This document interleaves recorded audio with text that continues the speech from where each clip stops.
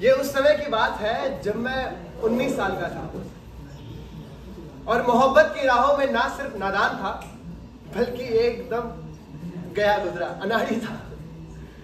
अरे भाई साहब, मैं तो इतना शर्मीला था कि सोचता था कि दुनिया की शुरुआत से ही ना कभी कोई स्त्री निर्वस्त्र नहीं हुई। शादी विवाह तो छोड़िए, अपना प्रसव मतलब कि बच्चा पैदा करने के मामले में भी मेरा यही मानना था कि पति पत्नी जोर से हाथ मिलाते हैं और बच्चा हो जाता है। लेकिन मेरे पिताजी बड़े शानदार इंसान थे और ओपन माइंडेड भी। मेरे 19वें बर्थडे पर उन्होंने ये तय किया कि क्यों ना मुझे प्यार की राहों से वाकिफ कराया जाए। वो मुझे अपने साथ लेकर गए कि भाई कहीं कोई मेरी नादानी का बचपने का मोल भाव में फायदा ना उठा ले। तो फर्ज कीजिए मेरे पिताजी कहते हैं, गुल्लू गुल्लू गुल्लू गुल्लू। जी पिताजी। अरे वहाँ अंधेरे में छुपे कचरे की तरह तुम क्या कर रहे हो? अरे बचपना छोड़ो और आगे बढ़ो। मेरी तबीयत ठीक नहीं पिताजी। तबीयत ठीक नहीं है? मैं बीमार हूँ। लेकिन अचानक क्या बीमारी होगी तुम्हें? ये तो मुझे नहीं पता, जरा सोच लीजिए। जवानी का डर। अच्छा। शायद यही बीमारी हुई है तुम्हें। अच्छा। लेकिन बेटा इसमें डरने की क्या बात है? तुम्हारी उम्र में मैं भी कुछ ऐसा ही था। अच्छा, आप भी मेरी उम्र के थे पिताजी? मैंने तो हमेशा आपका बुजुर्ग रूप ही देखा है। बेटा तुम मेरी उस उम्र का अंदाजा भी नहीं लगा सकते जब मैं पहली बार एक औरत के साथ था। आप औरत के साथ थे पिताजी? देखो बेटा, एक मर्द अपनी जिंदगी में कभी ना कभी एक औरत के साथ जरूर रहा होता है, समझे? उसी औरत के साथ? अरे नहीं नहीं, उस औरत के साथ नहीं। हे भगवान, तुम अपने जवान दोस्तों के साथ कभी इस तरह की बातें नहीं करते हो क्या? हाँ हाँ, करते पर हम इतने बेकाब हो जाते हैं कि कुछ सुन ही नहीं पाते। देखो, एक मर्द के लिए जरूरी है कि वो प्यार की राहों में कुछ तजुर्बे हासिल करने के बाद ही शादी करे। बेटा जिंदगी के बहुत से हसीन लम्हे और राजों से पर्दे हटाने में ही निकल जाते हैं बेटा।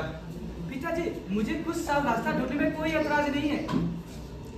देखो बेटा, ये सब मर्द बनने की प्रक्रिया एक जरूरी हिस्सा है। पहले तुमने चलना सीखा, हाँ, फिर बात करना, हाँ, और अब ये सब सीखने का वक्त है। क्या आपको पूरा यकीन है क्या मैं ठीक से चल भी सकता हूँ? बेटा गुल्लू, अब इसे और तो टाला नहीं जा सकता और मैं नहीं चाहता कि तुम जवानी का इंतजार करते करते बूढ़े हो जाओ। हाँ, वो तो है। तो क्या तुम एक औरत के साथ अपने पहले तजुर्बे के लिए तैयार हो या फिर मुझे तुम्हें कोई सजा देनी पड़ेगी? पिताजी, मुझे नहीं लगता कि हमें यहाँ पे अच्छी चाल चलन वाली औरत मिलेगी। बेटा देखो, हम यहाँ अच्छे चाल चलन वाली औरत ढूंढने भी नहीं आए हैं।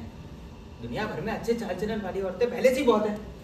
अरे इसलिए तो हम मर्दों को यहाँ आने की जरूरत पड़ती है। तो क्या मैं आपकी उंगली पकड़ सकता हूँ पिताजी? अरे बिल्कुल नहीं, तुम अभी बच्चे नहीं हो।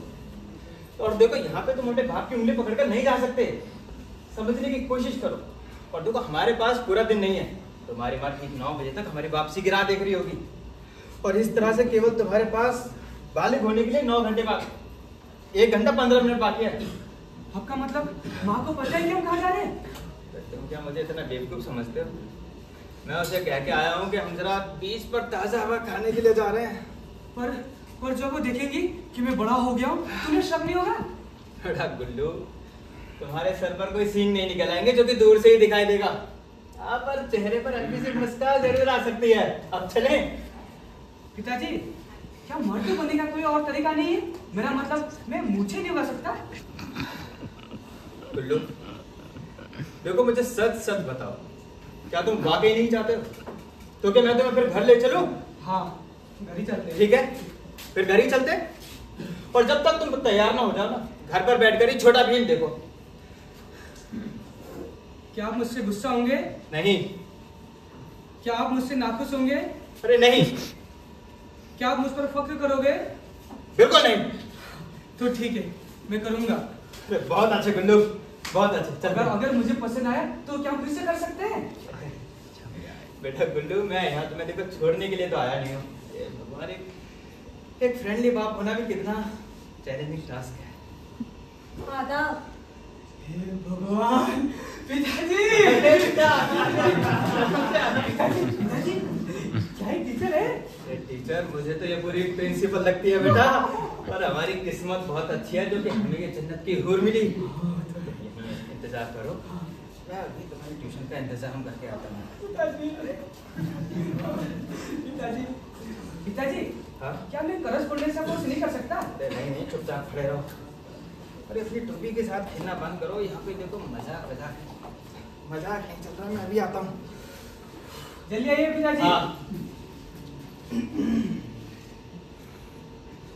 कितना हसीन मौसम है ना। हाँ, वाकई मैं भी कई दिनों के बाद बाहर निकली। लग तो रहा है। वैसे तो देखिए, इस तरह के मामलों में पड़े हुए मुझे एक अरसा बीत चुका है, लेकिन फिर भी मैं आपसे एक नाजुक मसले पर बात करना चाहूंगा। 5,000 रुपए। 5,000 रुपए? एक नाजुक मसले पर बात करने के लिए 5,000 रुपए? देखिए मोहतरमा, मेरे लिए तो ठीक थे, लेकिन मैं यहाँ अपने लिए नहीं आया, मेरे बेटे के लिए आया। देखिए उसे कितना मासूम है। फिर भी 5,000 ही लगेंगे। यहाँ कोई स्टूडेंट डिस्काउंट नहीं चलता।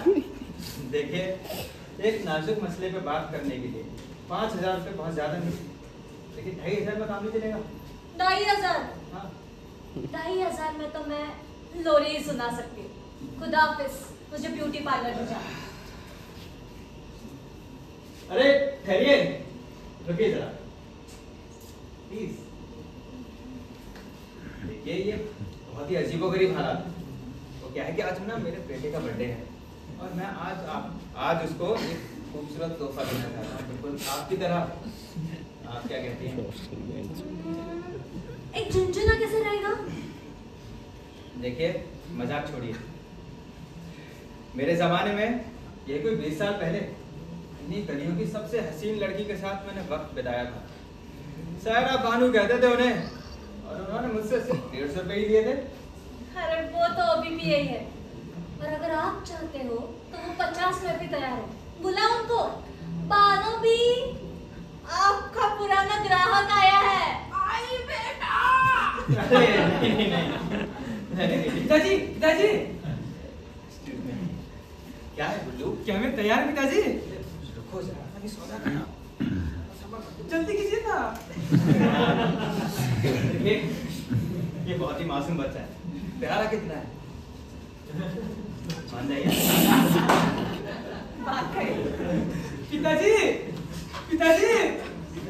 क्या है गुल्लू, क्यों परेशान हो बार-बार? मुझे ठंड लग रही है। अरे तो ठंड लग रही है, दौड़ो कूदो चलो भागो, अरे कुछ करो।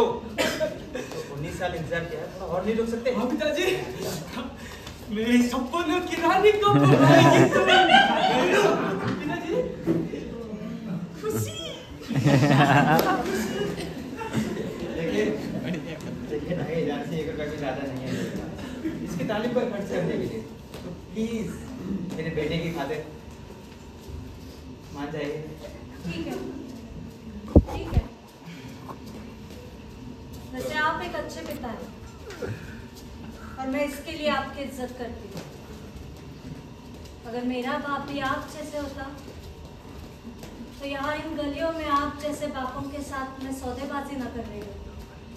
मुझे यकीन है कि तुम्हारी इस कहानी में कोई ना कोई सीख जरूर छुपी है, लेकिन फिर भी तो 2,500 में सौदा तैयार।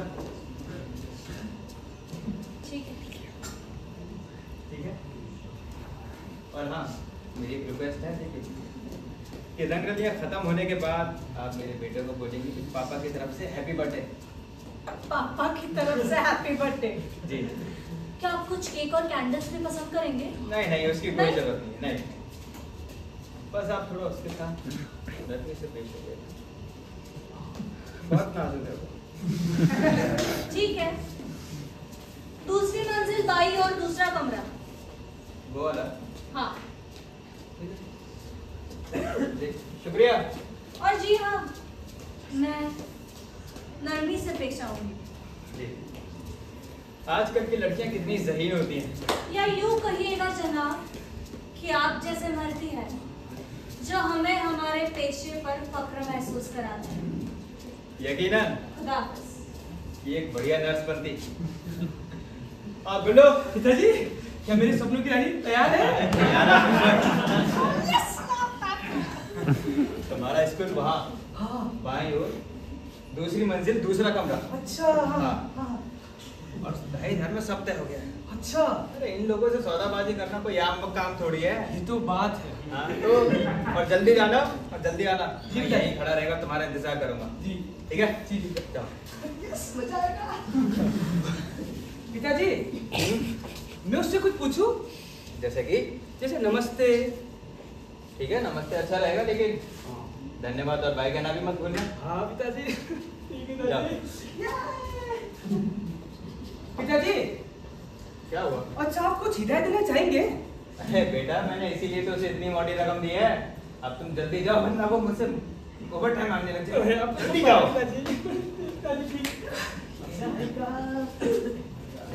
पिताजी, अच्छा है गुड्डू। अच्छा। अरे हाँ, ऑल द बेस्ट। अच्छे से सीख के आना। एंजॉय करूंगा आज।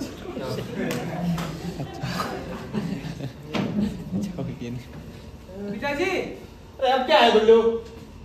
मजे की बात यह है कि जब मैं सीढ़ियों से नीचे उतरकर इन गलियों से बाहर आऊंगा तो मैं आपका छोटा गुल्लू नहीं रहूंगा, मैं गुलजान मल्होत्रा बन जाऊंगा, एक मर्द। ठीक है पिताजी, मैं जा रहा हूँ। गुड्डू, जी गुड्डू, पिताजी। इधर आओ। क्या हुआ पिताजी, जाने दीजिए ना। इधर आओ। आप क्या हो क्या? नहीं। मैं किसके अपनी माँ को बुलेट मोटरसाइकिल के हाँ हाँ हाँ हाँ पिताजी जी। तो फिर तेरा इस बर्थडे पर बुलेट मोटरसाइकिल। Yes yes. ठीक है? हाँ जी। हाँ।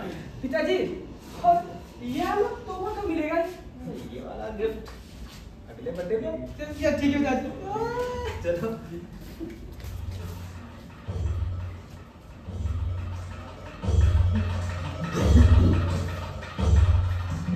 और इस तरह मेरे पिताजी मुझे घर वापस ले गए।